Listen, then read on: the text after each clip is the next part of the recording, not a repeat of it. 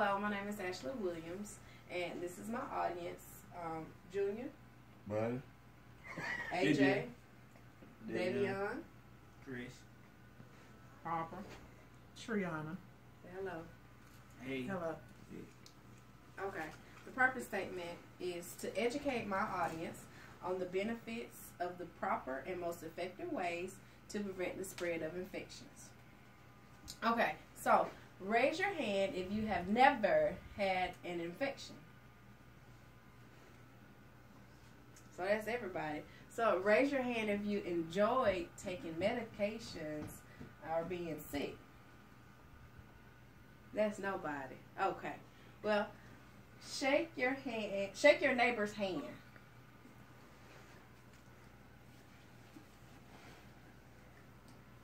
All right. So you just spread your germs to your neighbor. Now, ask your neighbor when was the last time they washed their hands. When was the last time you washed your hand? When was the last time you washed your hands? Okay. If it wasn't immediate, they can't remember. You just shared your neighbor's germs. So today I'm going to discuss how to prevent the spread of infection and ways to minimize the risk of infection.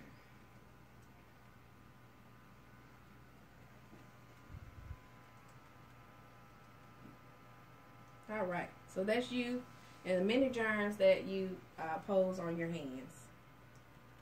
So it says, what did you touch today? Cell phones have germs, computer mouses, remote controls, magazines, ATM machines. Anything that you touch today, you receive some type of germs from that item. All right, so for my credibility, I have worked in various clinical settings. I have witnessed the spread of infections within those clinical settings, and I am a registered nurse. The importance of infection control, I'll discuss the purpose, preventative measures, and proper hand hygiene. So, first, the purpose of infection control within the healthcare setting. Infection control is a discipline concerned with preventing infections and referring to policies and procedures used to minimize associated risk of the spread of infection. Every year, lives are lost because of the spread of infections. Germs are small, but still very scary. Infection prevention works. So this is just my little elephant. He's scared of the mouse. It's supposed to be germy. So, now that we know what infection control is, let's discuss some preventative measures. First, we have our standard precaution. Our standard precaution is the basic precaution that we use on all patients.